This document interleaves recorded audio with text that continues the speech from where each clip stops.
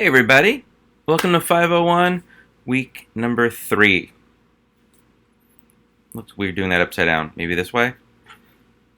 Practicing my sign language. Week 3 is awesome. I hope you're having a fantastic 3-day weekend for week 3. Teen it up, let's talk. So, 3 readings. You're continuing with the Sir Ken Robinson book. Chapter 3 for week 3. We made it easy to remember. And then there's just 2 little snippets. They're both 2 or 3 pages in the Brumbaugh book around Google Drive and how you might use lit circles. If that resonates, there is a lot of cool stuff, like so many resources around lit circles in Google Tools. So Google Lit Trips is another one that will blow your mind. It's cool stuff. And then also just a way to both tee you up for 580 and also just dive a little bit deeper into the lesser used Google tools, Google Alerts, Google Scholar.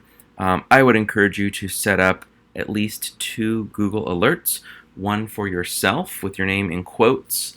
If you have a particular username, if you have a common name, you can use a username. Like if you're on, as my mom calls it, the Twitters, you can actually use that username with the @ symbol, no spaces, and set up an alert for that. And then also your school or your district, so you can get news of that, and you get an email immediately. It's pretty cool. Now that I think of it, I have one for our school. I don't have one for myself. Curious. Maybe I do. I have one for photos. I occasionally get to see photos. All of my photos I've uploaded back when Flickr had unlimited storage. All of my photos that I had uploaded, I tagged a lot of them and set them to Creative Commons so that others can use them in blog posts and articles and whatever, as long as they give me credit. So sometimes I'll just get a random email. They used your photo from 8 years ago. And sure enough, it's on some random thing about In-N-Out, and there's a cup that I drank from 8 years ago at In-N-Out with the logo in the background, or the sign that is the logo. Google Alerts is a short answer. You have a video with Simon Sinek. If you don't know him, dude, if you are listening to this before the long weekend is over and you fall in love, there's a lot of books that are so relevant to education, a whole bunch of videos that you can also watch. This one is a pretty short interview.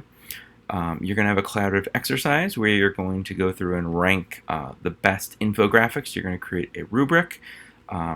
Right below that Simon Sinek video, you'll see the group list, and then there's a Google Doc with instructions. We continue our Cubold presenters little tidbits, where I gave the illustrious Sean Zebarth the prompt on being a 21st century educator, and so he was sharing his thoughts about what that means, particularly since we're 20 years into the 21st century. There are 2 discussion board prompts this week. Everyone's doing a fantastic job so far of giving a thoughtful post by Thursday and then 2 thoughtful replies by Sunday. So just keep that up, because that's awesome. That is not a common thing. There's often some emails off thread where I'm like, hey, let's talk about your posts. The first one is actually really cool. I know all of the authors, actually, of the Google Apps Classroom Educators Cookbook book. They're real people. They're amazing educators. So find one recent tweet from one of them, from Kyle Brumbaugh, Ramsey Musallam, Catlin Tucker, Robert Pronovost, and Elizabeth Brumbaugh. It's funny, after this book came out, Elizabeth Calhoun and Kyle Brumbaugh, they got married. So there's some love amongst the pages of collaboration. I don't know what that was. Check out one of their tweets, link to their tweet, share how a resource they shared can be integrated into your school, just a random school. This is also some good modeling of what a thoughtful tweet, a useful tweet, a tweet of value can be in life. And then you're going to go through and look what everybody shared, and then 2 replies to it. So you'll likely have to click on some of the links and go, oh, wow, really cool. And then the second discussion prompt, Robinson talks about promoting arts education. So you're going to share how, whatever role you happen to be in, how you can promote the arts in your role. It's a cool prompt. I really like this prompt. I love the discussions in this prompt. So for each one, for prompt 1 and prompt 2, the Tweet and the Robinson Arts.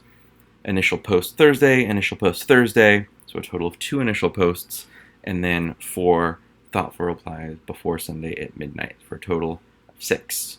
My sign language practicing 6 total prompts, discussion board posts set. You have a research paper at the end of this week. I'm going to assume that you can just read the Google Doc on your own. The focus on it is elements of 21st century education. I would totally recommend, there's 3 big sections of the rubric. The 4th one is writing style and mechanics. For those 3 sections of the rubric, those are your 3 sections of your research paper. It's going to be, in total, about 1,000 words. Could be as few as 800 words. And you're just going to kind of introduce changes in education, elements of 21st century learning, and then your own analysis of that. If you've not done APA formatting in a while, be sure and look at that. Most of my comments inside of Blackboard, I'll actually annotate it. I'm going to give you direct feedback around APA formatting, so that if there's a problem, you can very quickly get locked into what it should be. So that's one of your more significant assignments.